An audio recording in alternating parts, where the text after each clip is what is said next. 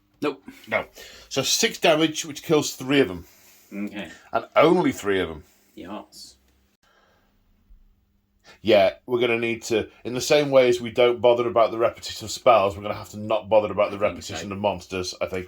And this guy had his own monstrous rampage called Ground Shaker, which would have given you the strike last effect that I entirely forgot about. Oh, no. So all of them could have done it. That would have been useful. Yeah. Is that just the Ancients, or is it the Tree Lords as well? I think the Tree Lord had something. They Ground Shaker, yeah, he's got it. So they've all got it. So you can do fights last on all of them. That'd be useful. Speaking of fighting, you haven't fought with this Bulgor yet. It's my one single solitary Bulgor. Who still has the exploding 6s, because it hasn't been your thingy again. Okay, so we'll do them. 1 miss. Not getting +1 to hit for anything? Does the Doom Bolt give anything? It's the Butcher Herd. Yes, that's +1 to hit. Yes. Am I in range with that?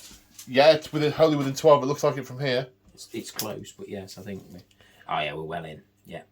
We're in. Because you rolled a 2 and a. What were you Two and a what were one. you hitting on on? 3s. Oh, were you? Okay, so that's 2 hits. Hitting on 2s. So Wounding on 3s. So 1 wound. At -1. The regular Tree Lord also has a 3+ save, which he fails for a flat 3 damage. 3 damage. We'll be using all of the healing-y spells in a minute. We will. But then again, this is my turn, so maybe not. So what have I got left? He's fought. They fought. He's fought. They fought. He hasn't fought. And he hasn't fought. Yeah, I've not done my war dogs on this side as well. Okay. So this ancient, he has his 5 sweeping blows. All hit. Wounding on 3s. Yeah. 4 wound, and the sweeping blows was a rend of 1. So these are 5-ups that become 4-ups because of the shields. So then back to 5-ups because of your Okay, rend. yep. So it makes 3 of them. Makes 3. So 2 damage, so that kills 2. Then we have the massive impaling talons. 2s and 2s. 2 saves at rend of 2, so these become 6-up saves. Nope. No, and they are 3 each. Is it dead? Kills them all. No, yes. No, yeah, sorry. they're only single wound. Yep. Yeah. It worried me there. I was like, what? Well, no, you picked it with one hand, and I assumed there were 3 in it. Then there were 4 on the table. I thought, no, they're not all dead. And then I looked at your hand, and it had 2 in it. Oh, right, okay. Magical duplication. Yeah, that's right. Yep. They're dead. Yeah. They are dead. And these warhounds piling into the ancient. 2 attacks each, 4s and 3s. And to wound. So what's that? 5. 5 no rend, saves of 3+. And made. I love it.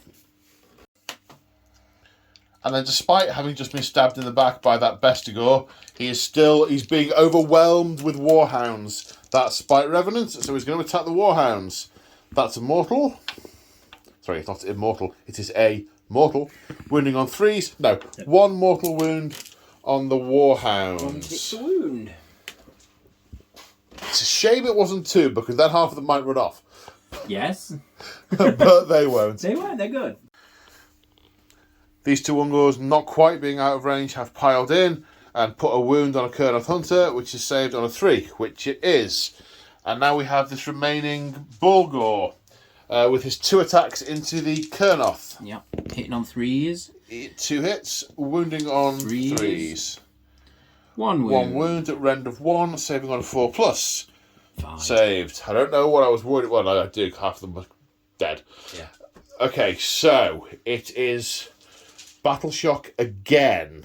Yes. So the Ungors lost 8. So, do you auto pass on a 1? Nope. So we get 3. It's 11. They're like leadership 4. Okay, so they've gone. Ungor Rage. Bravery 5. Okay, so they're gone. So they are gone. The Spite Revenance is 6. So 1 died. If I roll a 6, another one will run away. Yes. Another one disappears. It's Spite. Maybe that was the one that was temporarily restored by Alariel, but now is bitter and broken. Yes. As her energies have gotten concentrated and moved elsewhere. Okay, so they all died. That one wasn't killed this turn. My Bulgars. 2 units of Bulgars, yeah. Both have lost one. So this one's lost 2. It was 6 to start with. It was 6 to start with, and they are Bravery 6. So for the big unit, on a 1 we're good, and for the 1 remaining... They've lost how many this turn? Did they lose all the rest this turn? I thought... They were shot with the bows, and... Because there was one that was on 2, which I hit. Then it went back to 1, 2... There were either 3 or 4 at the start of the turn. Yes. So roll the dice. Just how on a 5 we need to check. A 5 we do. Well, do we? Well, we need to just think about it. Because at least 2 have been killed this turn. They have. So which that is means 7. I failed by so 1, it's going so to he run. Runs. Unless does that give you +1 bravery? That's standard. No, that lets me re-roll the damage. The thing on the charge banner. Right. Yeah. The Bestigors over here. They've lost 3. lost 3. 2, 3, 4, 5, 6, 7. Yep. Bestigors are still only here. Bravery 7. The banner doesn't do it. The musician doesn't do it. Nope. On a 3. So 3 plus 3, 6. They're the fine. Bravery 7, they're good. Did these Warhounds was only this turn? I don't think they did. Or was it last turn they got Because shot? you've not hit them. Oh. But there were. There is one died, didn't it? Because one got pulled back. That meant they weren't. That was last turn. Was. It was last turn because I charged in. You've wrapped into me. Yeah. It must have No, been so it was last turn. Yeah. Because I tried casting all sorts of spells and stuff and nothing happened. And then I put the ranged stuff into the things up there. So yes, that was last turn. So that is all. The leaderships. All the battle shock. Yes. So that's the end of battle round 2. Yeah. So we now need to roll to see who has priority in battle round 3. Good luck. Good luck, sir. Your choice. Are you going first or second? I think I want to take the turn. I think you should as well. I think you've. Turn. That's very wise. Your big things have come out to play and well and truly kicked the snot out of the beastmen. Yeah, it's. Yeah, and considering they're not using half their rules, it's. Yeah, Definitely. So, Beastmen, turn 3.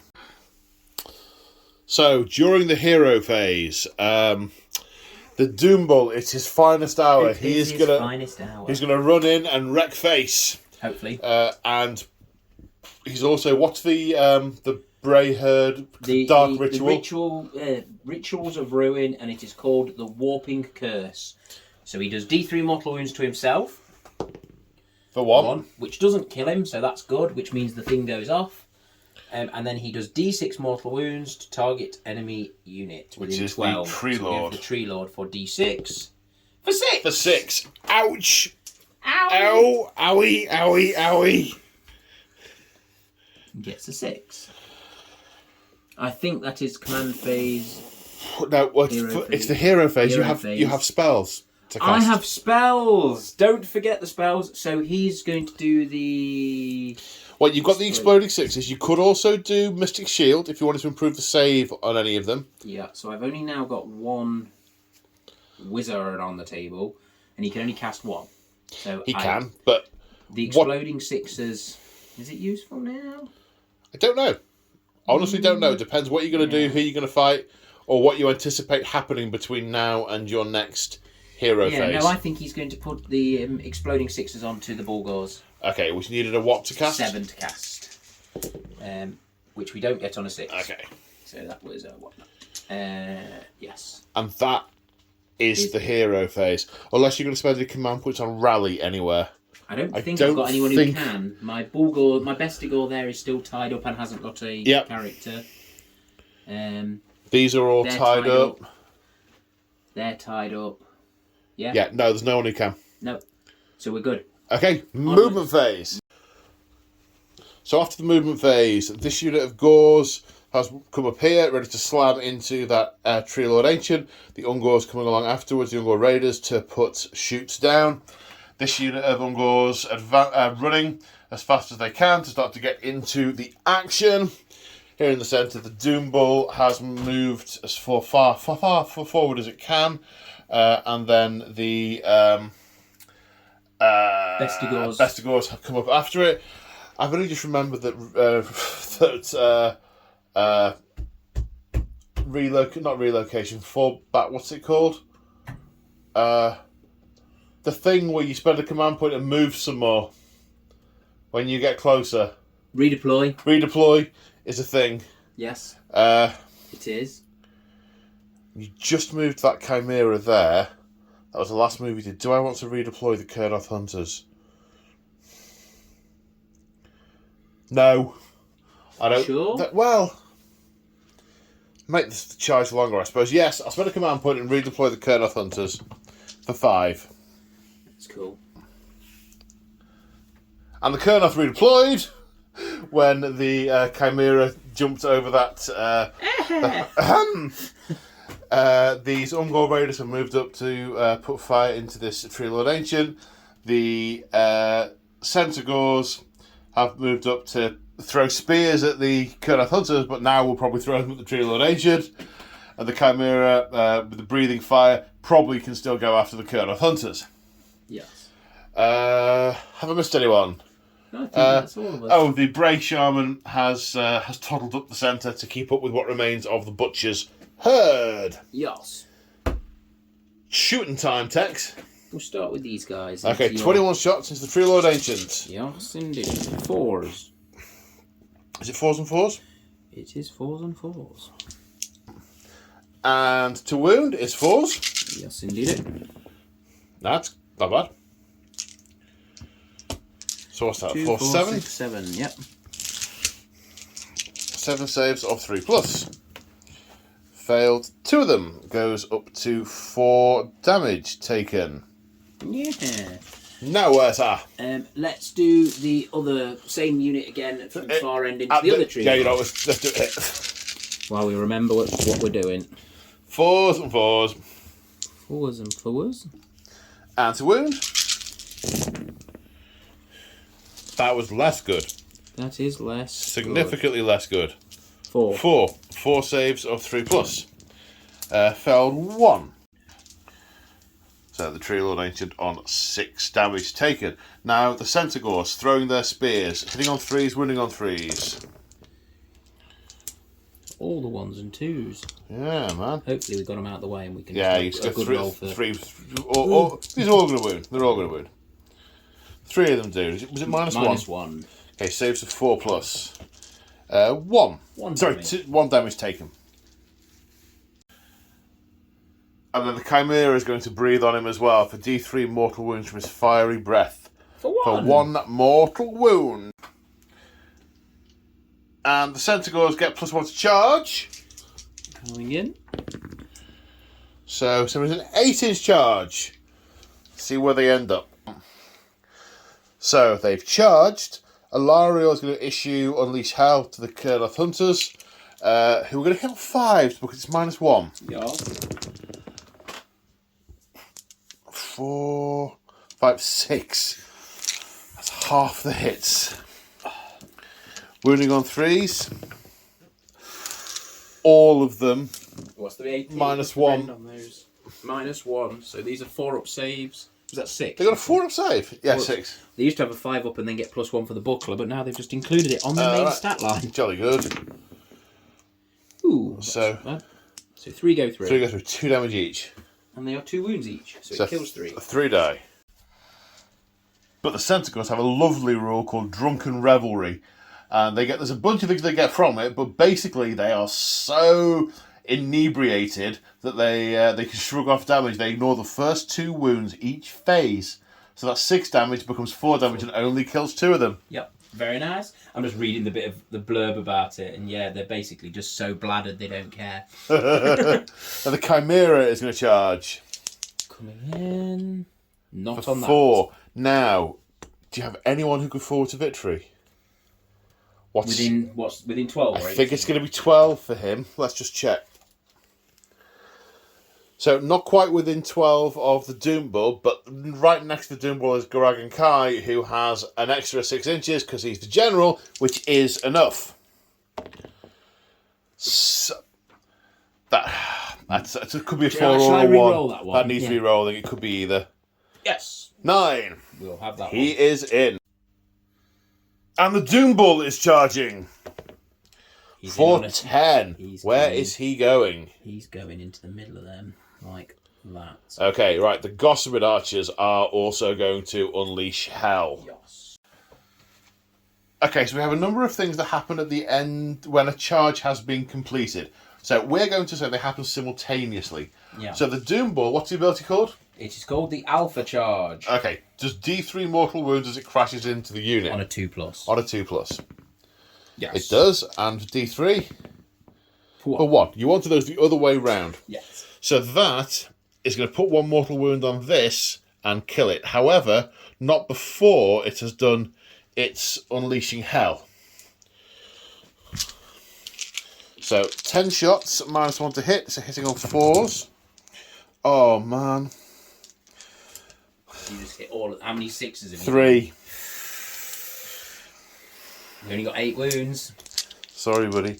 Then to wound, 3 to wound with regular save. It's his finest hour though. It is, so his 4-up save becomes a 3-up. Oh no, +1. No, it's no minus. So his 4-up save becomes a 3-up save. So he save saves or save. These do D3 mortal wounds each. If you though. could just roll 3 1s, that'd be lovely. It's bizarre how a 1 damage thing turns into a D3 They're mortal really wound strong. thing. Yeah. 6. 6, so he's left on 2 wounds. And then on a 2+, I get to disappear, which I get to redeploy 12 inches. But one of them was crushed to death in the impact. Yes. So a couple of things happened. We remember the Doom Bull took damage earlier from his Dark Ritual, but only 1. He is on 1 wound remaining. Then the Bestigors, off camera, went, we'll try a long bomb charge. Yeah, 11. So they are in. And so there's going to be some chop here, and it's difficult. It's easy to forget, considering how they weren't great last edition. They were fine. They were okay, but all of a sudden they feel a lot more choppy. Well, the thing is, they were fine for normal for the gores. first edition codex. They were sort of good for normal gores, but not for Bestigors. No, exactly. These are the best gores. Definitely. Okay, so now we come over here to the regular gores, who are fine. They're fine. Fine. They're fine. Are totally in. But you see, what I'm going to do, I think here, if we can, is try and get to those. Yeah, we can get to those as well. Okay. Just to snag into a couple of them. And then I would have thought you'd try and put as many. Yeah. Oh, just the barreling, is it pick 1 unit for the barrel? Pick 1, yeah. I think. I will double check in a second, but I'm pretty sure it is. Okay, so we've got a number of things that need to happen at the end of the phase, so we're going to treat them all as simultaneous. The Gore Charge. Yep, Gore Stampede. Gore Stampede. So which unit are you going to give Strike Last to? I'm going to try and strike last the Tree Man. Okay. On a 3+. Well, they're all Tree Men. Yes. No. No. He is, however, going to Ground Shaker. Yep. Which is his Monstrous Rampage. Yep. On 3+ to give... No. Nope. So that's a wash. Okay. You've sort of knocked me off my feet, but not quite. Yeah. And, yeah. So then here we've got over here, he's going to try Ground Shaker on the Bestigors to give them fight last on a 6, which he does. They fight last. Now over here... So I get my Cockatrice. Let's see if the yes, I'm sorry. You should be doing all of these first. None of these are influencing anything else. I apologise. And this Tree Lord will stomp on a 2+ to do D3 for 2 mortal wounds, which kills that one. And puts 1 damage on another one. And the Chimera, which we should have done first because it's James's turn, not mine, uses the Chimera's own special monster. I like the fact they're starting to put their own flavours into each of the books. It's called Thricefold Savagery. So basically, if he targets the same target with all of his attacks, which he has various attacks because he's got 3 heads and hands. Yeah, he's got 3 weapons profiles, 4 weapon profiles. As long as they all target the same, we get +1 to each of their attack profiles. Yeah, that's nice. Gives him a lot of attacks. And then you're going to all attack him, aren't you? I might all yeah. I think so.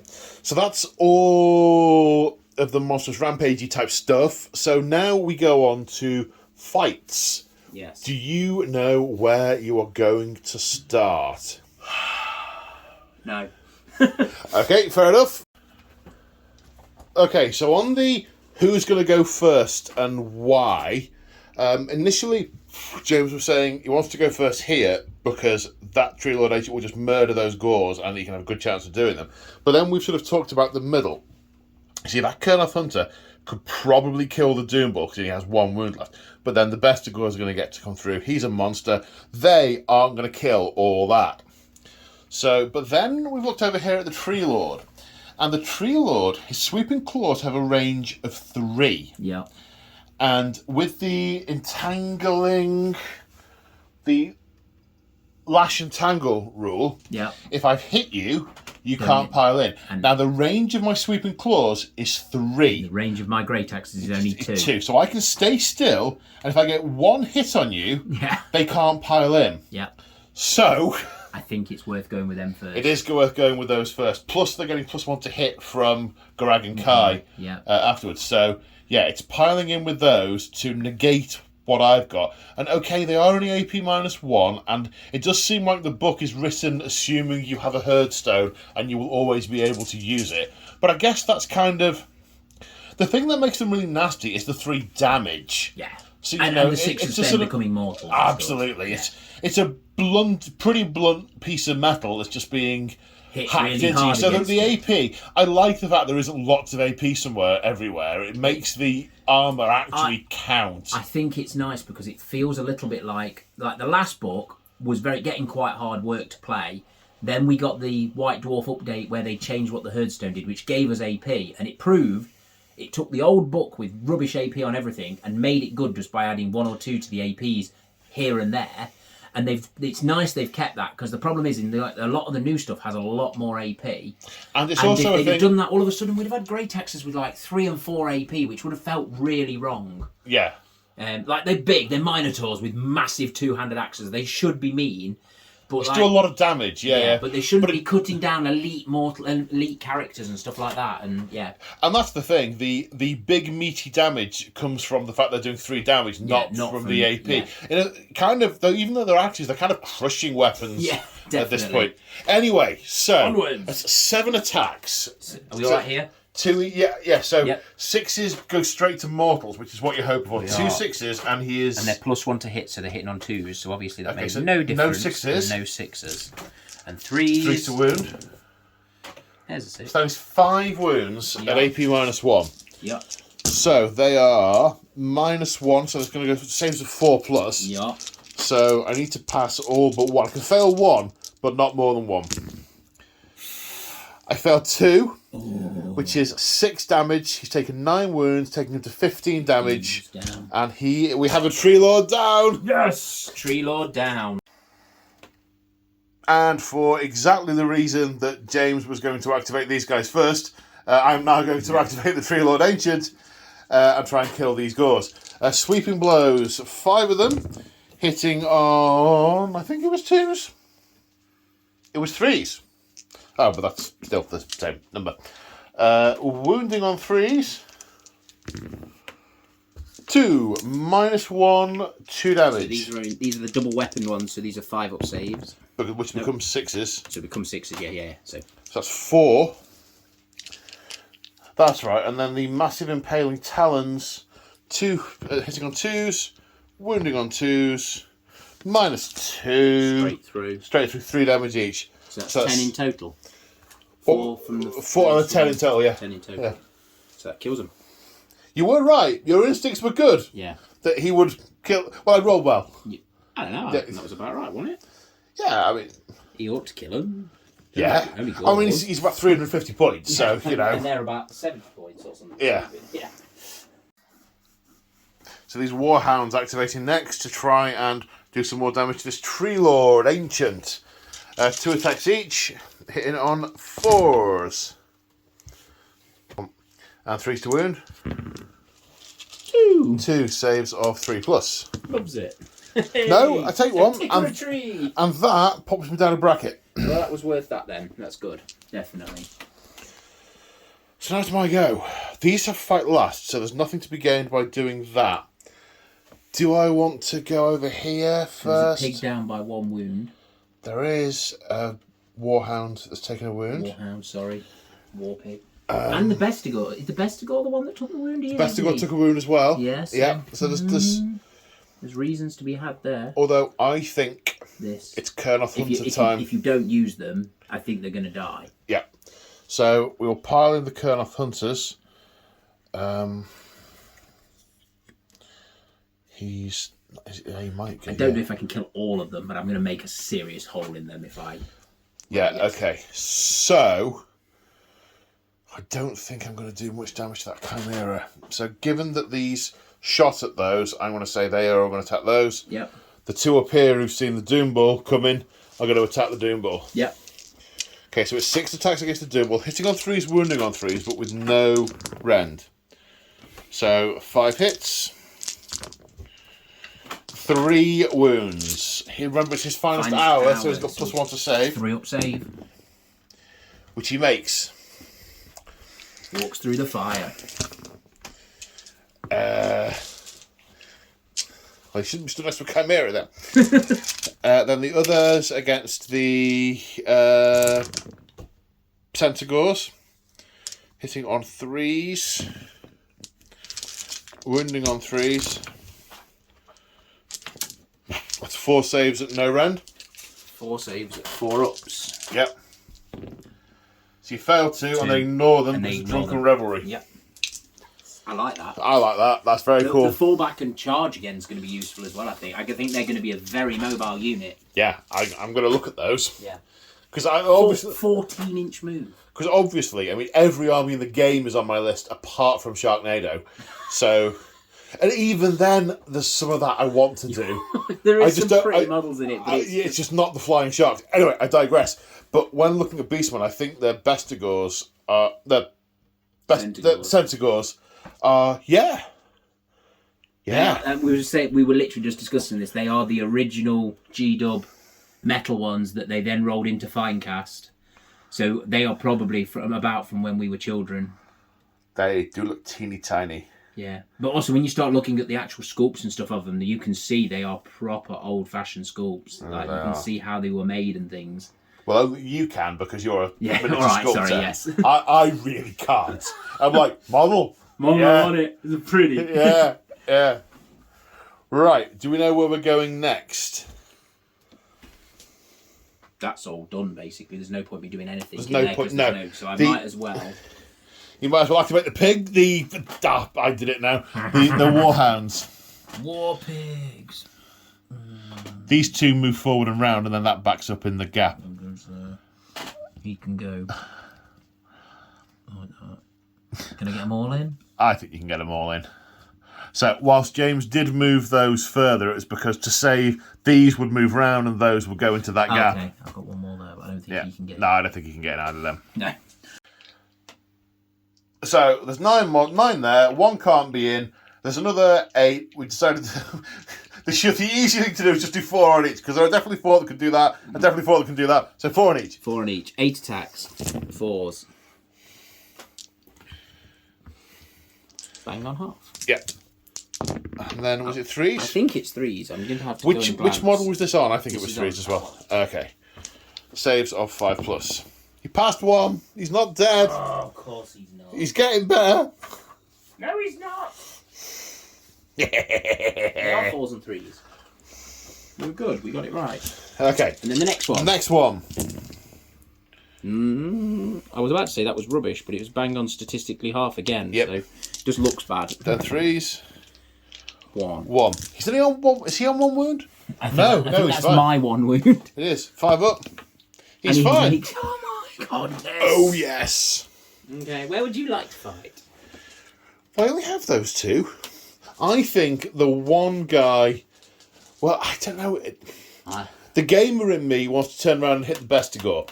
Well, I don't even think it that. I think you just ought to hit the Bestigor. He is being absolutely swamped by those warhounds crawling all over him. Yeah. I'm not even convinced he's aware of the presence of the Bestigor. I'm not completely convinced that Bestigor's aware of the presence of the Bestigor. He's just stood there with his flag like, Okay, 3 attacks. 6s do mortals. That's 2 more. Okay, that was quick. 2 mortal wounds. It kills 1. Kills the one that was wounded. Kills 1 on wound and passes a wound back down. So that's easier. Go that way. That one. He's the dead one. Yeah. He's got the wound. Yeah. Then, is it the best to go hitting the other guy in the back before he can fight back? Might as well. Yes. 2 attacks. He lives! Sorry, you've hit once. That's why you can't kill him. That's why he lives. -1 save for 6. Yes! Ha ha! I hate these revenants. 3 So more much. attacks. I wanted another 10, but you didn't have them. I didn't know. Luckily, we didn't have the other ones because the other ones are really annoying. Well, no, they weren't right for the scenario. No, That's why I didn't want all them. the teleporting. They're noble. This feels much more like Mean, desperate last spiteful. stand. Well, Dratcha, who was here, yeah, attacking the war dogs. 1 mortal, 1 wound at -1. At -1, I think Yeah. only a 6-up save. Okay, so that's 2 damage, which Yep. kills that one and passes the wound on to another one. Again, So they have lost 2 for their that's going to be. battle shock in a bit. Now we're coming to the Chimera. Okay, so first off, is he an avian He head? has the avian head, which is 3 attacks base, but because Plus of his one. thrice-fold savage, Are you all out attacking with I your shall command point? all out-attack him with my command point. So I'm hitting on 3s. Hang on. Oh. Do I want to all out defend them? Oogie, oo-doo, boo. Yeah. Yes. I'm going to all out defense. Okay. So the save goes to a 2+. 4 attacks, hitting on 3s. Obviously. And then wounding on 3s. Yes. Did you count the +1 to hit for that? Yes. You did. So they were 4s naturally and became 3s. Okay, rend. -1. So that puts me back to my 3+ save. Cool. Fail 1 off. They're 3 damage. 3 damage. I'm going to keep count with. So that's 3 damage done. Right, next up we have his Draconic Head, which has 3 attacks that becomes 4s, and hits on 4s that becomes 3s. He doesn't have anything on 6s, does he? It's a shame he doesn't have anything on 6s, because that would have been cool. And then he wounds on 3s. So they all wound. What's These the are rend? -1. So back to 3s. Fail 2 of them. These are only 1 damage each. Okay. Then he's got his Leonic Head. Leone Head. Leone. Head. Which is 3 attacks. Which goes goes to up to 4 4, attacks. which Which hits hits on on 4s. which goes down to 3s. Precisely. And we get 2 2. hits. Rend? These wound on 3s. So Rend? 2. These are no rend. Okay. So 2+ saves. You don't make these ones. Oh, these were d6 damage. I just passed that even without the... And then we have his Mauling Claws, which are 6 attacks. Which goes up to 7 attacks. Which Hitting hits on 4s. Goes down to 3s. I thought he was going to kill more of these than this. I thought it was going to come on this. 3s, so those ones fail. And then he wounds on 3s. 2. And no rend. So 2+. Woohoo! 1 failed. How much damage? 1 damage. 1 damage. Okay. So we've done a total of 6 wounds, which is going to kill the guy in front of him. And then put the extra wound on the other guy in front of him. And whilst that's going to make it difficult from a heresy point of view, that makes most sense from a narrative point of view. Now we come to this Tree Lord Ancient, who is massively damaged. On his bracket, he has 3 attacks with his sweeping blows that are going into the Bestigors that hit on 3s and wound on 3s. So 1 at rend 1. So he's on 4-up save to a 5-up. No. So that is 2 damage, So kills kills 1. I'll just lie one down for a second, you can pick the one in a minute. 2 massive impaling talons, which hit on 2s. But at my current damage level, they only wound on 4s. Both wound, -2, so 2 saves and 6+. Which, like that. like that, yeah. These guys are Okay, available on March of War. There you go, take your single casualty. And, oh dear. Now it's the Doom Ball's turn to attack. He has 2 weapons. This one So is... he's Alpha Beast Horns, 2 attacks hitting on 4s. 1 hit. Does that go straight to goes mortals? Straight to mortals. Okay, and so- becomes 2 mortals. So my finest hour, your finest hour and my things don't really apply, so that's 2 wounds. Yeah, and then we have 3 attacks from the Slaughterer's Axe. These are hitting on 3s. 2 hits. Yes. And then wounding on 3s. Is that plus? Have you counted the +1? +1 wounding on 2s. It's your finest hour. It is. Rend. These are Rend 1. So I am still Yep. all out defended. So back to 3+ saves, one of which I fail. How much damage? 3 damage. 3 damage. So a total of 5 damage, which will kill the guy who was already wounded, which is kind of unfortunate because it's better that way around. I think. Yeah. Actually, do you know what? Would you mind awfully narratively if we just took him off? Yeah, put him. Because do you know what? He's. Yeah, that's fine. Do you know what I mean? Yeah, that just no, seems a bit weird. Nope, that is fine. I always think that the only way I can ever justify is it's the ebb and flow of battle. They're not stood there hitting each other. They're stepping round each other. They're moving through each other. Like, yeah, they're not static. But yes, I understand. Like from a narrative point of view, he's just hitting with a big axe. I'd like him to die, please. But has that actually nerfed your ability to get the Bestigors in? It has, hasn't it? We need to do that. We need to do that the proper way. How's that? Well, No, because I mean, if anything, it's. Oh, I don't know. 6-1 offers than the other. Really, it doesn't make any difference, does it? Because I can just pile up the back of you rather than round. I think that's the same. Okay, fair enough. We'll leave it at that then. Yep. Okay, so we've piled in the Bestigors, and there are 6 that are within 2 inches. And we've just realised that there's a special rule in Bestigors that we hadn't used as to yet. If they are attacking a unit that has received the all-out defence command, they each get an extra attack. They do. So rather than being 2 attacks each, they're 3 attacks each. They are. Can I all-out attack them as well, or have I? You used that command point to all-out attack. So I've got 1 left. No, you used a reroll to charge, didn't you? Did I? Where? No. Oh. I thought you had that. Did you go and put the thing in when you all-out attacked the Chimera? Because I didn't. No. I think I don't think I've got a spare. No. I don't think you have a spare. I think I'm just not walking around the table to put things away when I'm meant to. So we're hitting on 3s. Yeah. Ouch. 6s don't do anything. And 3s to wound.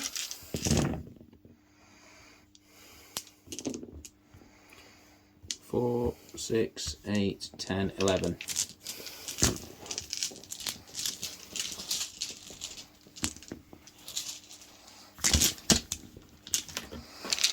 +11 saves, +1, -1, Yep. so 3s. 3 fails. One of them was on 1 wound, they're now on 4 wounds. Yes, so he's got 1 remaining, yeah. Yep. And the Centaurs have 2 different ranged weapons. The spears, 6 of those are in because they're 2-inch range. The claws and hoofs, 4 of those are in because they're 1-inch range. Yep. So, spear time. 3s and 3s. So 3s to hit. Oh, that's loads of 1s and 2s. Do the 6s do anything? No, they don't. That is a disproportionate number of 1s and 2s. That is a lot of 1s and 2s. And 3s to wound, did you say? 3s to wound. 3. -1. So they're good. Yeah, they are. They are good. They're like Bestigors that are Fast. Inebriated and really quick. Really quick 4-up save still. 40-inch move. So, +1, -1, 3s. Yes. They love it. And then the clawed forelimbs. Hitting on 4s.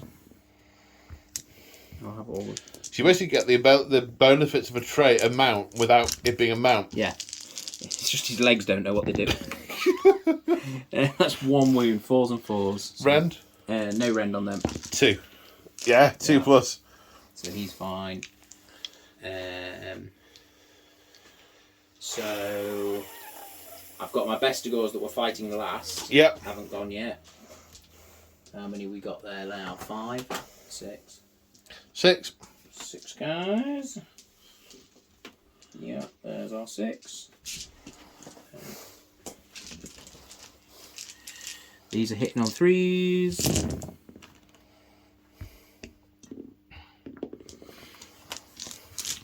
Wounding on 3s. Dice gods forsake me. 5 wounds. -1. 4 plus. Fail 2. He goes to 11 wounds taken. 11 out of 14. Are we at the end of the fight phase? Did all of that. Did all that. Done all of that. I'm amazed those Kurnoth hunters are still stood there. Yep. 5 wounds each with a 2+ save with the all-out defense. I think that was a prudent move. All-out defense. So 100%. Okay, they do something at the end of the phase as well. They do, trampled underfoot. Trampled underfoot. Pick an enemy unit within 1 inch and roll 1 dice for each model in that unit. In this unit. For each 4+, the enemy suffers a mortal wound. So you're rolling 4 dice against 1 unit. I suppose you could mix them if you want. I could. I'm going to say don't bother doing it against the centaurs because they're ignoring the first. I know, but I mean, they shot at them, they attacked them. It would be narratively weird to do it against the Bestigors. Okay. 4s. 2, which they ignore. It would have been weird, man. Yeah. It wouldn't have made any sense from a story point of view. They turned round and stamped on him. Yeah. No. All right. So. They are such a solid. How many of these died? They've lost 3. One died this turn. I only killed one of them. Yes. Hang on, we'll get back to you. So bravery, battle shock bravery. So these can't fail. They lost 1. The bravery is 7. They are immortal. So they're just drinking in Valhalla, mate. They're fine. These Bestigors took no damage.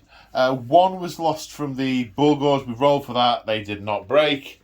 Did you do the war hounds? They lost 1 over here, and their bravery is 4. They're fine. They do not run. They are fine. Wow. They are fine. I was sure that was going to be a run. The Kurnoth, we rolled for these. They were fine. The Kurnoth hunters have lost 2. So I think a 6 is a fail with the bravery of 7. So no, fine. They are not backing off. So now we go to my turn 3. Sylvaneth, turn 3. Sylvaneth, turn 3. Okay, so hero phase. This True Lord Ancient used heroic recovery and regained the full D3 wounds. The full 3. The Doom Bull is using heroic willpower to try and unbind another spell. He's just not having it. Yeah, not having it. And Nurgle is noticing and is going to try and say no, it's not happening. So, lots of spells. The Warsong Revenant can cast 2. Andy's got 1 on his own profile, which I've just realised I haven't read. Spite Swarm. Oh, yeah. The 9-inch race. That's not happening. That's nice and easy. So what he is going to do is he is going to cast Regrowth on a 5. Cast on a 6. You could unbind it on a 7. I will try and unbind that one. I thought you said Vermid. You started to see Vermid Whispers as you watched it. It's like, that's the wrong lot, mate.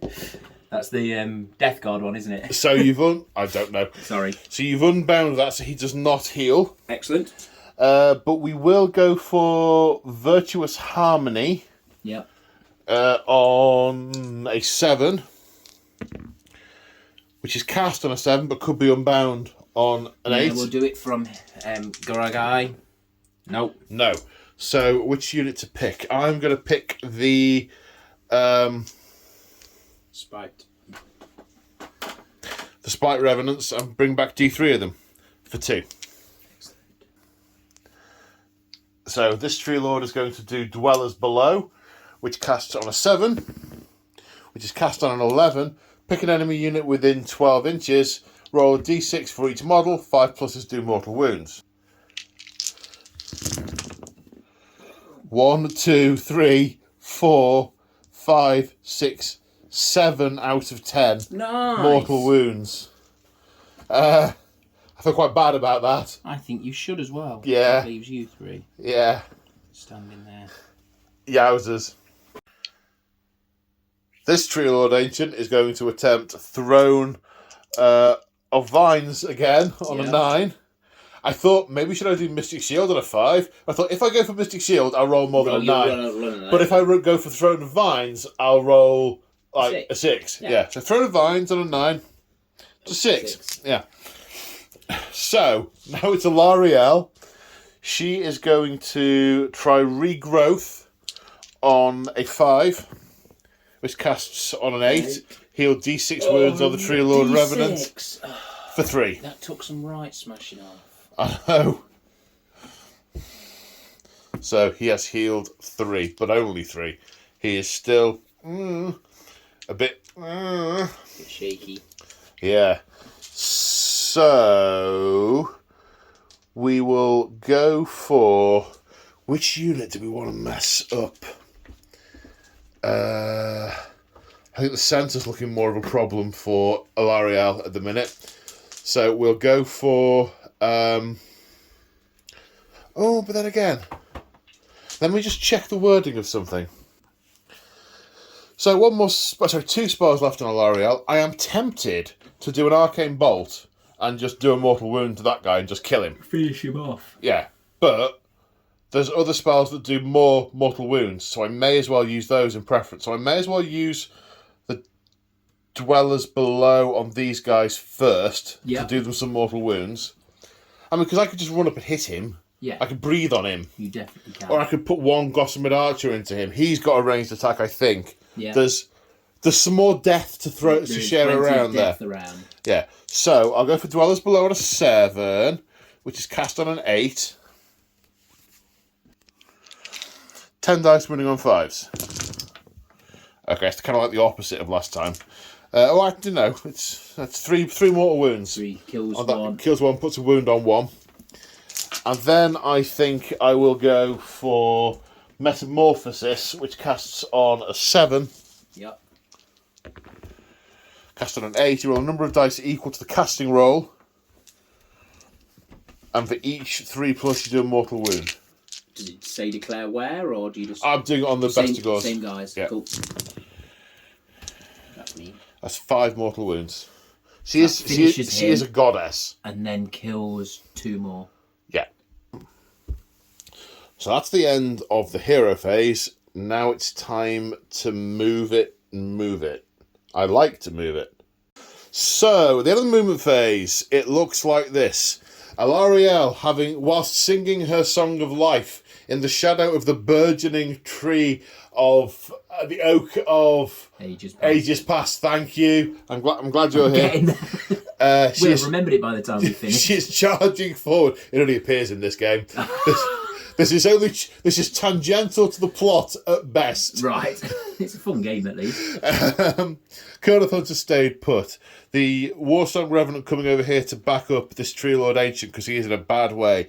The Gossamer Archers coming through to the centre to start to put fire down in different directions. Alarielle has that big spear that she's going to throw somewhere. Is it going in the Chimera? Is it going in the the Bulgors? Who knows? Yeah. This Ancient, I tried to get him further forward, but it's difficult without getting in range of the Warhounds. So he's just stepped forward a little bit. The Kurnoth Hunters have moved around here. These remaining Dryads have come through there. I mean, Dryads, poor little Dryads. I remember when we had lots of those. We had 60 of those not long ago. Yes. So it's very much miscellaneous violence, I think. So we're going to start with the unit that can only target one thing. So we're going to do the Kurnoth Hunters into the very, very, very drunk Centaurs. Right. They are engaged with the cockatrices. It's your call. Oh, they are engaged with the cockatrice. No. That's the right. cockatrice... Like, it's loosely in the same direction. It is loosely in the same direction. I can see you not shooting the Bestigors. They're kind of falling back and hiding behind, but... The Ilariel's got them. No, they've got her. No. Ilariel's got them. These are going to shoot the Centaurs. Go for it. Okay, so 8 shots for the Kurnoth Hunters, hitting on 4s. So that's 8 hits. Wounding on 3s. So that's 8. No, that's a pitiful 6. 6 at rend of 1. So 6 saves of 4+. So it becomes 5s. We'll make 3 of them. You make 3, 2 damage each. So So that kills- one is doesn't care, and two more get shot.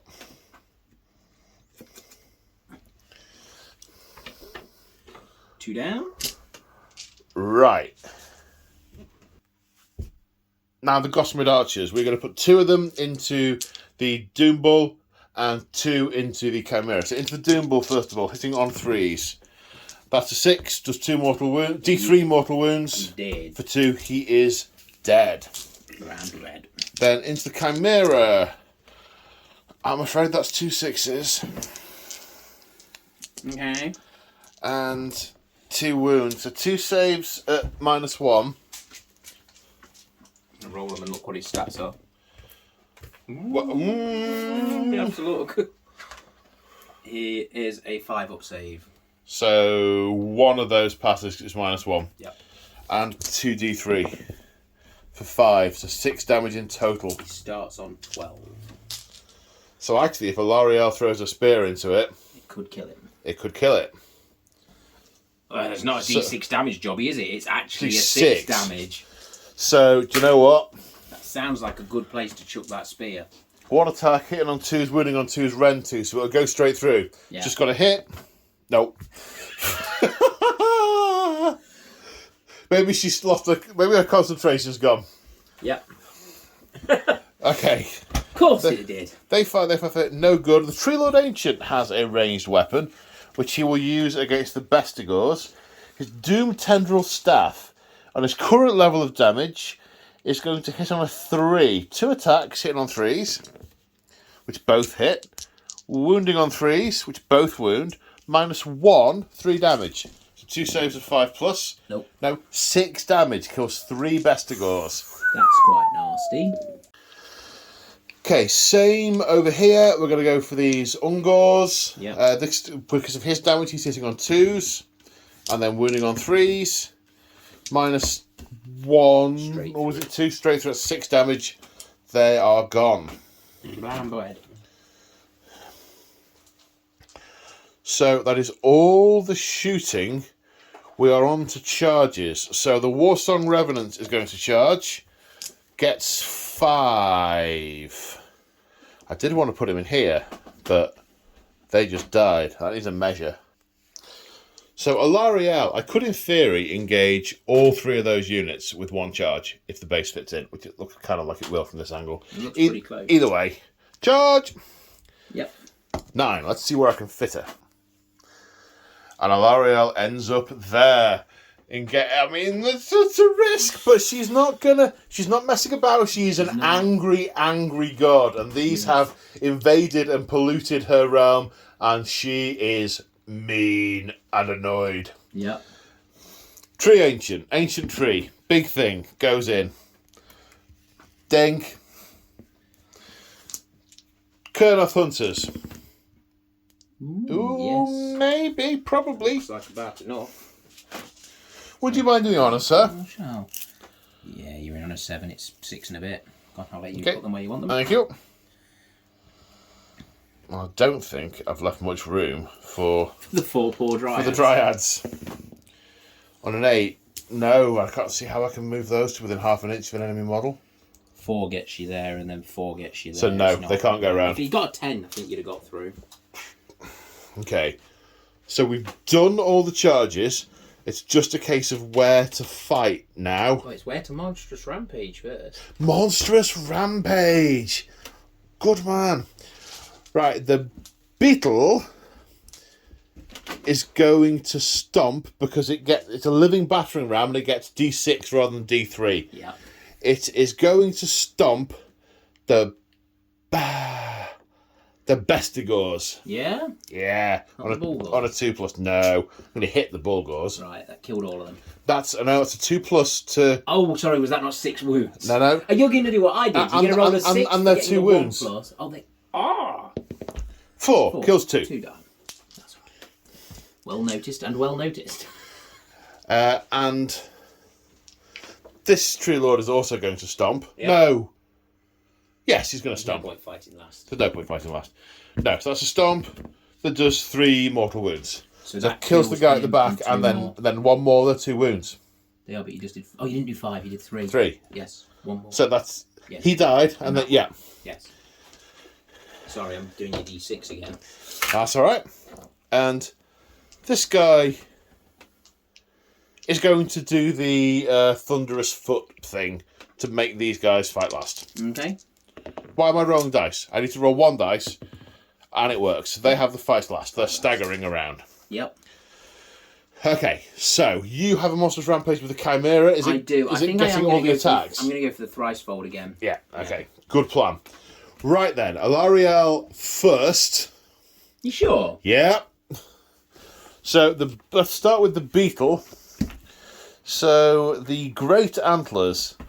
I can't all-out attacker and all-out defender, so I'm definitely not going to all-out attack. Oh. Because I definitely want her to all-out defend in a minute. Most of the stuff hits on what 3. Actually, no. Don't be like that. She's charging in. She's angry. All-out attack. She's going to all-out attack. So the great beetle is going to hit on 2s. 3 hits. Wounds on 2s. 3 wounds. Rend of 2. Yeah. And this is against The Bestigur, the Bulgars. So they're They're straight through. They're 5 ups. They're straight through. Yeah. Okay, they're 4 damage each. So that is 12 wounds. 5 damage each, aren't they? Great antlers. Great antlers, 5 damage each. That's 15 wounds. Yeah, they're dead. Good. That's those dead. We'll just take that massive unit off. She's like 800 points. She's not done very much so far. She spawned those 3 Kurnoth hunters. Yeah, okay. So she's 600 points then, even so. She's within an inch of the Chimera, so I'm going to attack her, the Chimera, with the Talon of the Dwindling, which is going to hit on 2s. 4 of which it hit. Going to wound on 4s. 2 wounds. No rend. 1 damage. They're a bit anticlimactic after the other bit, aren't they? No, they're not. Yeah, they are. 2 wounds. 2 wounds. No rend. No rend. On the Chimera, which has a 5 up save. Okay. Nope. Okay, now, where are we? Talon of the Dwindling. At the end of any phase, if any wounds inflicted by the unit's Talon of the Dwindling in that phase were allocated to an enemy unit and not negated, that enemy model has not been slain. Roll a dice on a... Oh, it's only on a 6. That model is slain. All right, it is. It is a bit... It's cool, but it's not. Yes. So that was Okay, 2 so wounds. 2 more damage. 2 more. I need to go up, not down. So at the end of the phase, it might die. Yes. Or it might not. Who can Who tell? knows? Who knows? Nobody knows. Okay. Right, where are you going first, Tar? Do you want to think? You want to think. Okay, James activating the Centaurs. All 6 are in range with the spears, 4 with the hoofs. 12 attacks. 3s and 3s. 3s and 3s. You good there? I'm good there. They've definitely been drinking wildly. Wildly, yes, quite. And then 3s and 3s. Whoa. 2, 4, 6, 8, 8. Yep. 8 minus 1, yeah? And here's where not having all-out defend is going to make a difference. 1, 2, 3, 4 get through. 1 damage. One of them is on... So 4 get through, 1 damage. Kills one of them that had 4 damage already and puts 3 onto another one. The next one. And then 4 with hooves. 4s and 4s. 4s first. Perfectly statistically average. And 3. slightly above. 3. Saves of 3 plus. Yeah. Failing 2, which kills the next one. Right, we're going to give the Warsong Revenant a go now. Activate him against the Warhounds. 5 attacks hitting on 3s. That's 5 hits. Wounding on 3s. That is 5 wounds. They are 1 rend, 2 damage. 4. Sorry, 4. 4. Yeah. 4 wounds. Yes, so 4 dead. 4 dead. 2 Wow. wounds each. Boom. Then his Spirit Falchion. 3 attacks hitting on 4s. Wounded on 4s. 2 wounds at -1. Kills another one. 1 damage. 1 damage. 1 damage. 1 damage twice. 1 damage twice. Cool. Leaving 1 Warhound remaining. The Warhound's activating next. 4s and 3s to hit. All going into the large unit. But you might kill him. 4. Can't kill him now. Yeah. 4 saves or 5+. 1 pass kills the one that was on 1 wound and 1 other. And the Kurnoth Hunter's next, piling in. They have a 2-inch range, so they're all going to be in. 1 is attacking this Bestigor, hitting on 3s, 3 attacks. Wounding on 3s. Rend of 3. Straight through. 2 wounds. He's only got 1 left. He's only got 2 to start with. So Indeed. Either way, he's dead. He's dead. Then 3 attacking the Warhounds. 3 hits. 1 wound. Kills a Warhound. 3 wounds, so 1 kills 1 and then puts 1 on the next. No, it? it's 2 damage. Sorry, these different damage. I thought they were 3 damage. No. -3. -3 AP. -3 Rend. Yes. Sorry. Don't worry. It's alright. It is 11:30 in the evening. Yes. Okay. Woo! Woohoo! Right, I think you've got the Chimera and the Bestigors over here to go. Let's do them because nothing can jump in front of them, so we might as well roll those fellas because they're fun to do. Now the Chimera is activating. Are you all out attacking? I will all out attack, yes. Okay, so all these attacks go up by 1 and the hit goes down by 1. Yeah, so we're going 4 attack. The avian head is doing 4 attacks hitting on 3s.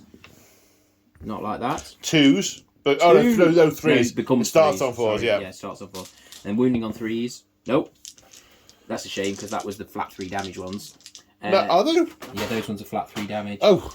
And then the draconic head is 3 attacks becoming 4s, hitting on 3s. 3s, wounding on 3s.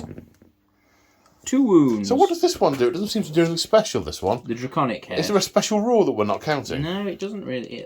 I'm assuming the draconic head gives it the fiery breath. Ah, right, So, okay, that one makes from sense. that point of view. So 3... no, -1. So 3 -1 saves of 4 plus. So she takes 2 damage. Yeah. Then the leonine head is 4 attacks, hitting on 3s. Wounding on 3s. These are no AP. But they are D6 damage. 3 plus saves. Oh, ho, ho. Command point. Ah, really? There we go, 6. 6. We'll average out.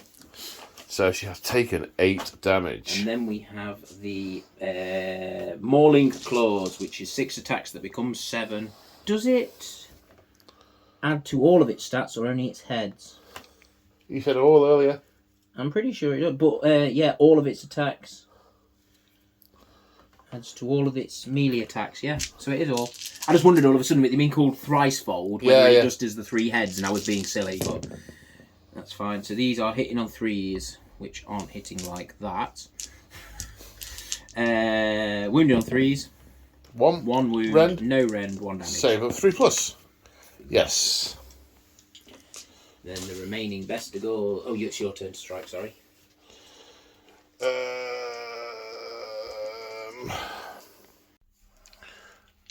Right, my turn to activate. The True Lord Ancient is going to put its massive impaling talons into the Warhound and its sweeping claws into the Bestigors. Sweeping claws have 4 attacks at this level. 3 hit. Wounding on 3s. 2 wound. -1, 2 damage. This on the Warhound or the Bestigors? Bestigors. Bestigors. So these are 4 ups to 5 ups. Makes 1, takes 1. Okay, that kills just the one. Banner, champion, or musician? Musician. Thank you. And then the massive impaling against the hound. 2 hits. 2 wounds. 6 damage. It's dead. Did that the wrong way round. Yes. Yeah, wrong way round. Should have done that totally the other way around. Oh well.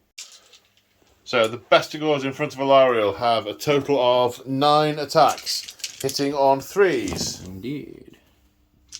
Wounding on 3s. That's alright. They're only -1. 6 of them. So 6 saves of 4+.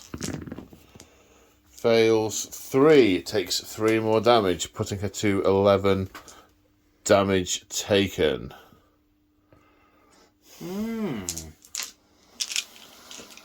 Then this Tree Lord Ancient will put all his attacks into the things. The 2 giant impaling talons hit 1 wound, that's 3 damage.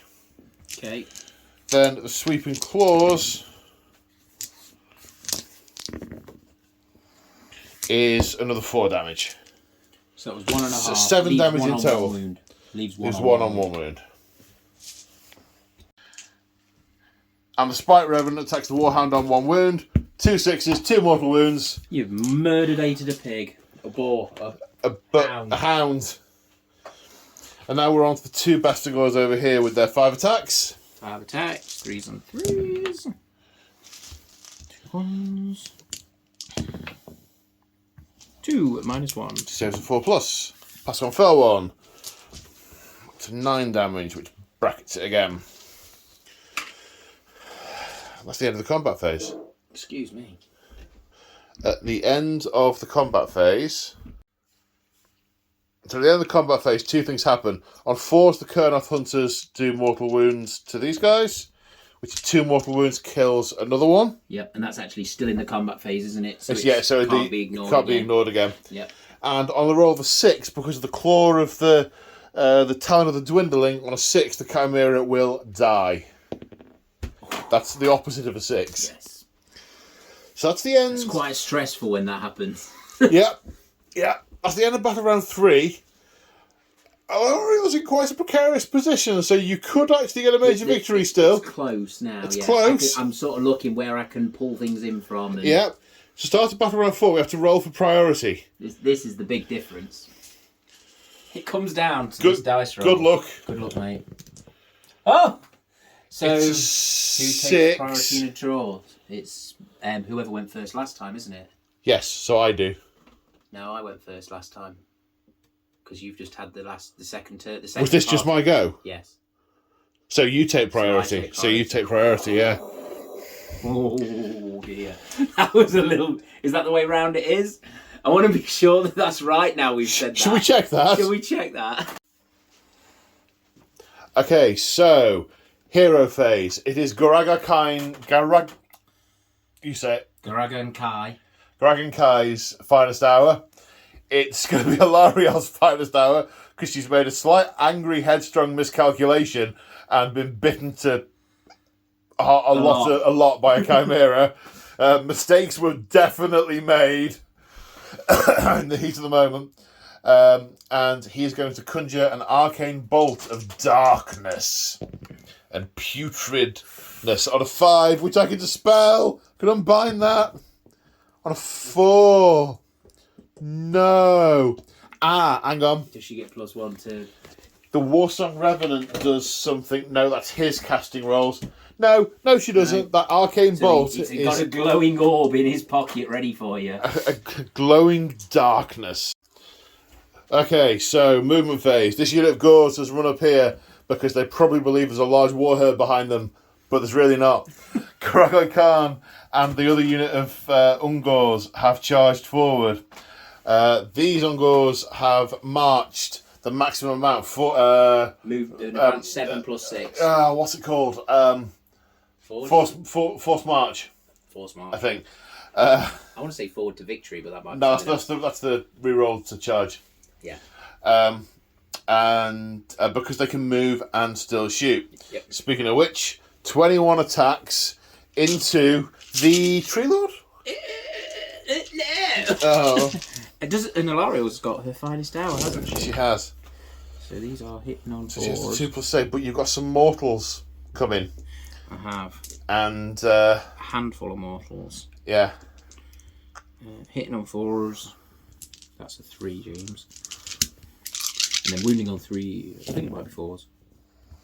I think we'll have to check. We are going to have to check. It's getting late.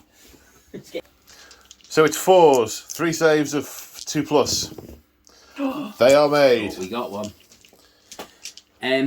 The Dragon Breath is going to do D3 mortals. Is that on a 2? Well, it just does it, doesn't it? Does it? Auto hits, auto wounds. 1 mortal. 1! It's getting closer. The Ungor, the centaurs. Can they only shoot what they're in combat with? I feel how friendly you've been being, not targeting my other stuff with your bowmen. I'm going to do the same to you and throw my spears at you. It feels like that's a mini fight of its own going on there. That's kind of what I'm feeling. So 5 spears. 3s and 3s, maybe. Yes. So 3 minus 3 1. minus 1. Saves a 4 plus 1 damage. Oops. Yeah. I think that has been its own little brawl going on Yeah, there. it has. Really angry, drunken horsemen. I guess very confused trees. Yeah. I believe that is the end of my shooting phase. Have you... So it must be the charge phase. Charges. So, let us do... You do know I can't throw your spear up because I'm already locked in combat. Oh, I hadn't thought of that. Yeah. Okay. Let's do Guragagai Khan, who's in on a 7. Could go around the back and try and stab her up. Yes, it was everywhere. And then the Ungor unit in front on a 7. So slight error there because we've just been halfway through something we were filming and the camera went off screen. And I'm like, it only does that when it goes on standby. So we've just been talking for 5 minutes and doing stuff and not recording it. So not sure what happened there. So need to summarise that a little bit. So he's done the Thunder Stomp thing over here, which has given these guys strikes last. Not that that's really important. The Chimera has gone for the thrice damned head of violence. That one, yep. To get the extra attacks. Nommy, nommy, nom. Alariel has... The giant beetle has stomped and killed 5 of the Gors, leaving 5 left. And we're just discussing Garaga Khan. Oh my word. Garagan Khan. Garagan Khan. Garagan Khan. And... Yeah. And who's going first and for why. So Alariel has all out defended, so that she effectively has a two. She has 2 plus. Save. She's got a 1-up save effectively. Yeah. So even -1 is going to be a 2-up save. So however, I also unleashed my Mystic Bolt. You unleashed your Arcane Bolt, which did another 2 mortal wounds, leaving her 14 damage out of 16. 2 to go at. So, the Bray Shaman, Kai, has got, because he's from a War Scroll Battalion in the Kragnos book, he has a special staff, which is +2 attacks. Okay. So basically it's an upgrade to his weapon. It's +2 attacks, and any 6s to hit do D3 mortal wounds, and the sequence ends. So it becomes 5 attacks, hitting on 3s, wounding on 3s. Yeah. No 8, no rend. But 6s to hit. 6s to could hit. If you roll 2 6s, it's auto death. She's been got. Okay. And it's his finest hour anyway, so he's wounding better, isn't he? So he's doing better. Yeah. So he's hitting on 3s. That's not going to make any difference to the 6s. No. I know. Yeah. Cool. Okay. You good? No. He's holding his breath. Oh, 3 1s. No 6s. And 3 1s. So these are wounding on 2s though. But you've got a wicked save. So they wound. So 2 saves of 2+. Yeah. So you 2 saves. Right. It's now my go. You can fight with the tree man, yeah? No. Let's see. The Talon of the Dwindling will go against the Gore. What's Garaga Khan's save? Garaga 5 up. 5 up. How many wounds do you have? 5. Okay. The Talon of the Dwindling, I think, will go against the Gores. Yeah. The regular Gores. The Great Antlers. Oh! They don't do as much damage anymore. They do 2 damage. Not 5 now. It's all going to go against the Chimera. Yeah. Everything against the Chimera. Okay. Because the Chimera's got four wounds left. Yeah. And the Chimera absolutely will kill it. Yeah. Kill me. So the Great Antlers, 4 attacks, hitting on 3s. 2 hits. Wounding on 3s. 1, -2. -2, and it has a 4-up save? 5-up save? 5-up save, isn't it? I think it was earlier. It is a 5-up save. So it's taken 10 damage. How many? It's got 12, yeah? 12 wounds. Okay. Then 4 attacks from the Talon of the Dwindling, hitting on 3s. Wounding on 4s. 1. A save of 5+. Nope. It's on 11 damage. And might die at the end of the phase. Might die at the end of the phase. There's nothing else to come from Alariel, is there? But That's it. That is it.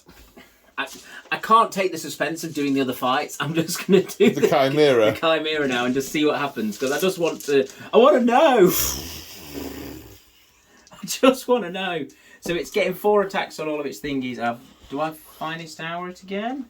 You can't. I can't. You could almost attack it. That's what I meant, sorry. Yeah. So if you want to do it, okay. Hits, isn't it? So it's going to hit on 3s. Hitting on 3. We're doing it this side? Yeah. Yeah. So this is the Avian Head hitting on 3s.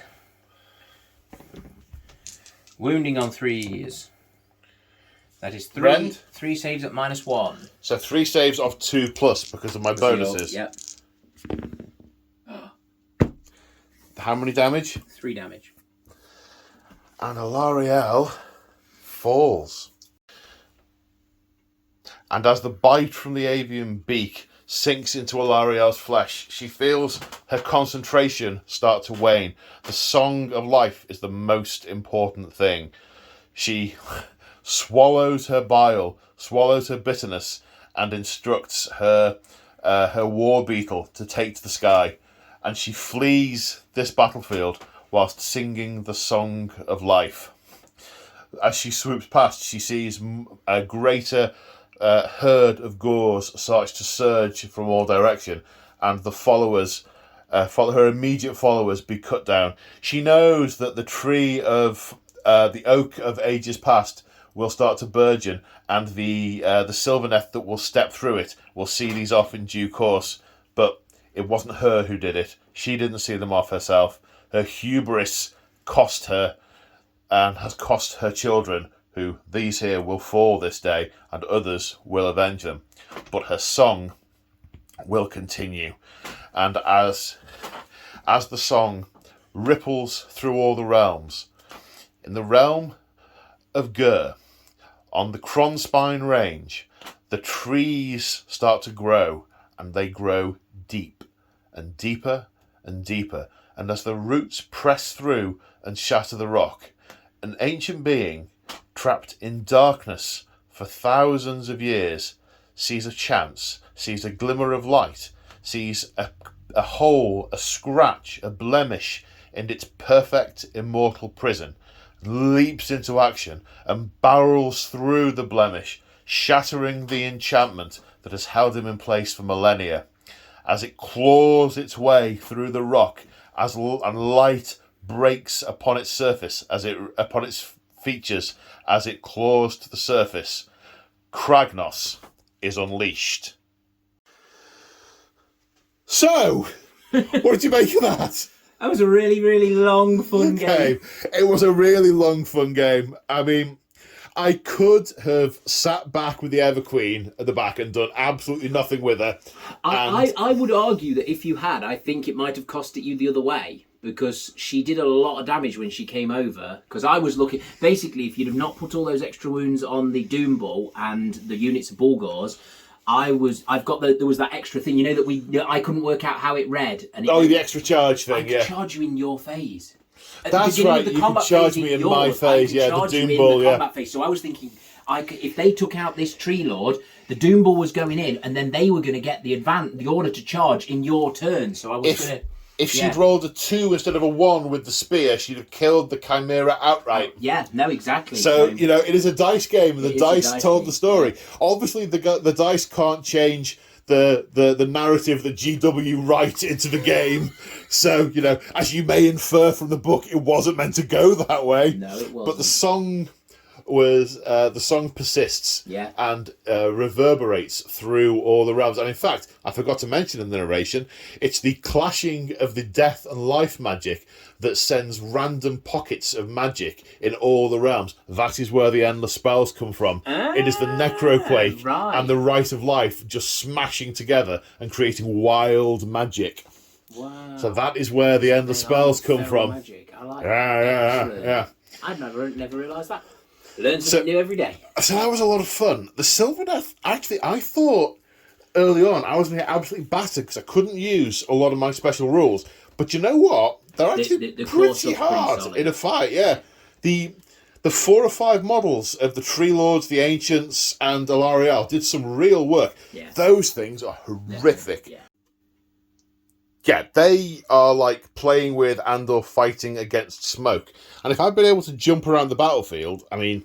Yeah. But, I mean, that's the scenario. I was fighting in a scenario I wasn't used to. You had a core home objective as well. You needed to stay back and defend the mission, the tree. The tree. The queen, who then ran off like a nut and went, ah! Stab, death. She did smash a lot of face, though. She did, but I have learned how to use her. Yes. And, more crucially, how not to use her. Yep. Yeah, there were hunters with the sides. Like, you didn't really get the full impact. Like, at the beginning, when you'd got the unit of them over here, because I was like, side ones, get them. And I like the look of the swords, that's the thing. Oh, no, definitely, but I got them, I took them out before you really got a chance to activate them, because we got you over the what's it and charged in and managed to kill them with the first unit of Doom Balls. The second unit, you were like, oh yeah, we got some of them back again. And then you looked at the stat line and I was like, oh, all right then, they're rather mean. Yeah. Yeah, so what did you think of the Beast of Chaos, the new book? I really like it.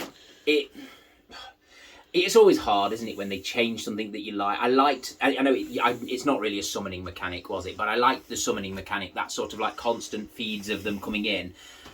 I like that what they've left alone. I like it's still a very fast army. It's got a lot of ways to sort of buff from within. Things bounce off each other nicely. You can. I always like quick mobile armies, so it's nice that they've left them quick and mobile. I like that they've made the Gores more viable. Like the normal Gores having that fight last thing. That's really cool. The Ungor Raiders are nice. They took away a couple of their rules, but they get to shoot from off the table. So what can be wrong with that? Oh, that is so cool. So that's just nice. I like that.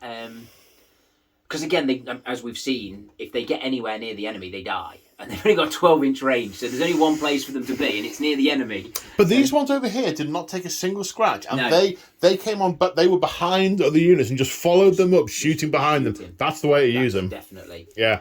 I like how it feels. The monsters feel good. I like the monstrous rampage stuff. Oh, they've made the Jabberslith and the Cocktrace and the Chimera all really usable. Yeah, definitely. They're a lot of fun. Yeah, they really are. I like the monstrous rampage stuff they've given them.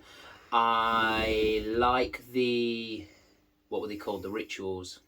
Oh yeah, the rituals. So I like the rituals. The one thing I didn't click until right at the end is that if I do them with the ones when they're on the table, you can pass the mortal wounds off onto your own units if they're near. So similar to the old mechanic of slitting Ungor's throats and throwing them on the fire on the Hearthstone to get your summoning points, you can now do the mortal wounds to the unit of Ungors that are near you, slit their throats to sacrifice for the Dark Ruin thing. So, for the Dark Ruin things. For the Dark Ruin things and all that. And all that. So now I really like that. I think that's a nice mechanic that sort of pulls in well. I really should have taken her off. Yeah, you were just enjoying having her still there. Yeah. Wah, wah, wah. But on a 6, does the Chimera die? Oh, no. You're going to get it. No, the Chimera still lived. Well, to be fair, these guys are going to extract quite a heavy toll from these ones, but then realise that there's another big herd rushing in. I love the idea of them just running out of the undergrowth and coming running in. Yeah, Yeah, definitely. Yeah. I like the Brayhood ambush stuff. I think that feels good. That was really good. Yeah. That was really good. And it's good that it all had to be in by turn 2. Yeah, definitely. It gets you all on the board, but no messing about. yeah. And everywhere. Yeah. It still feels like with having the fast army and the bits before, it very much like everybody always said, it's like it's turn 1 and you are everywhere. How are you all over the board? How are you everywhere? And literally, you looked at this turn 1 and they were everywhere. They were coming in from all angles. But I hadn't really moved. You'd not no. I'd moved out a bit, but that was it. I think as well though you'd got. Well, we both said like turn 2. We were a bit like. I'm not sure if the Sylvaneth have got much left in this. And then actually, then they hit like a brick. And then we looked, you'd got 1,000 points of Tree Lords stood behind everybody going, come on, lads, out the way. And Alariel was like 800 points. Yeah, that was misguided. Come on. that was very misguided. Highly misguided. Yeah. But, I don't know, sending the Dryads out first, it's right, isn't it? Yeah, They're rushing out, they're the faster ones, they're the little ones, they're whizzing out of all the gaps. They die really quickly. Really quickly. Yeah.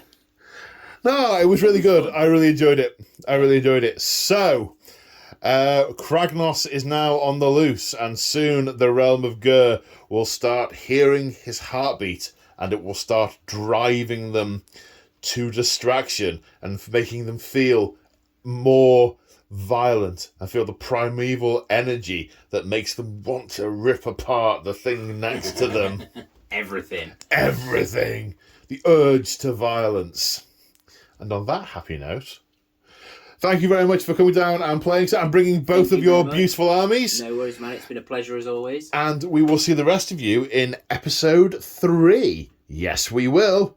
So, until that point, say bye, James from March of War. Bye, James from March of War. Bye. Bye.